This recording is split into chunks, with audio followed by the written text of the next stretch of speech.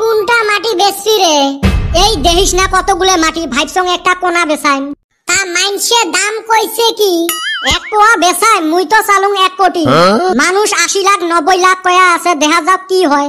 তগরে কোপাল রে, আর আমরা আঙ্গরে ঘরে এন্দ্র না খায়া মরে। তুই যেত টেহার কথা কইলি রে ভাই, আমার মন কয় আঙ্গ বাড়ির ব্যক্তি মিলা সারা জীবনও কামাই করা হারমু না। ওইটে তো জানো গে, মুই কি কইছং তক মাটি কিনবে না, তাই কইলাম। এই কিসের মাটি বেচা গল্প রে? এই চান্দিয়ের বেটা বলে মাটি বেচবো। হ্যাঁ রে চান্দিয়ের বেটা, মাটি বেচে কি করিস? এত মাটি সম্পত্তি দিয়ে কি করিম? এক বাপের এক বেটা মুই, মাটি বেচামু আর মাছে মাংস বসি বসি খামু।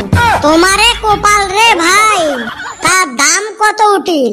দেহং 1 কোটি টিহা হলে দিম 1 পোয়া মাটি। 1 কোটি 1 পোয়া মাটি? মাটি না সোনা রে?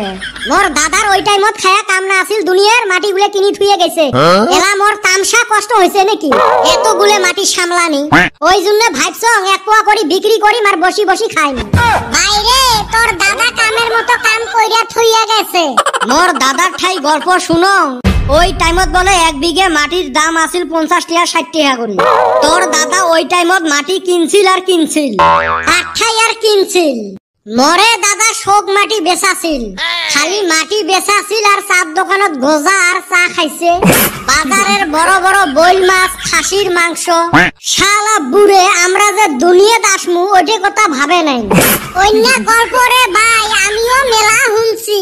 আমার দাদা বলে কইছিল এত মাটি দিয়ে কি হইব? মাটি কেনা বাদ দিয়া ফুটানি মাইরা সাইকেল কিনছিল, আর কইছিল এই সাইকেল আমার নাতি পুতি চালাইবো। কইছে ওই সাইকেল দিয়ে এখন কি হইব? ওই টেহা দিয়া যদি 5 বিঘা মাটি কিনি থুই তোরে ভাই, আজকে আমি লাখপতি হইয়া বইসা রইতাম। মোর দাদা আরো মাটি বেচে বাড়িত কাঠের দতলা দিছিল। শালা বুড়ের হদাল যায় নাই, কাঠের দতলা যে উড়ি খেয়ে শেষ করবে। আর মোর বুড়ে দাদা 2 বিঘে মাটি বেচে খেলার নাও বানাছিল। বুড়ের কি হাউস আছিল। তাওরে ভাই তোর দাদার কিছু সম্পত্তি আছে এখনো। থাকলে কি হইবে, ওই যে জন্ম দিছে একটা কটেয়া বেটা। তোমরা সেনে কোন ভাইবলে মোর গাও জ্বলে রে ভাই।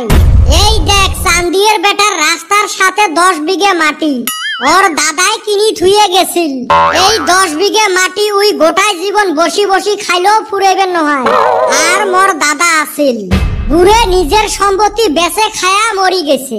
হয় রে, মুই তো কোনোদিন ভাবং নাই মোর দাদা কত ভালা কাম করি থুয়ে গেছে। আমার দাদা 1 বিঘা মাটি বেচে বাইতে একটা কুয়া দিছিল। এই কুয়ার পানি আমরা এখনো খাইতাছি। ভাইবা দেখিলাম হেইটাই আঙ্গরে লাভ। খাও পুরেনি খাও, খসরে আর কাঁচা না করি। আরে চান্দিয়ের বেটা, মাটি বেচে তো মেলা টেহা পাবু। নতুন বছর আসবে লাগছে, পিকনিক একটা খোয়াও আমার।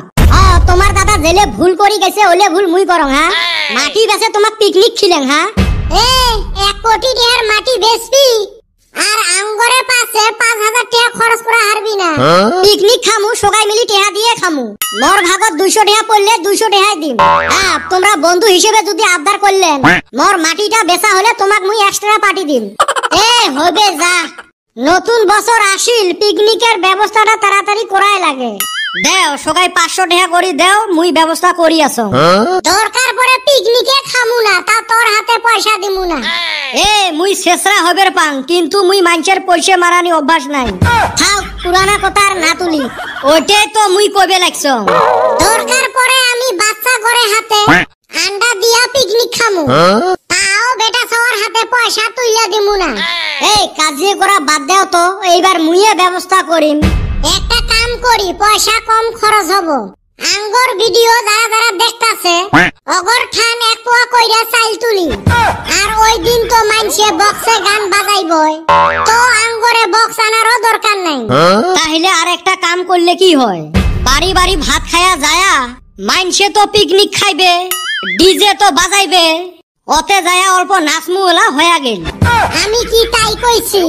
কইজেত গুড়ে মেহরে কইছং না পিকনিক খামুই এইবার।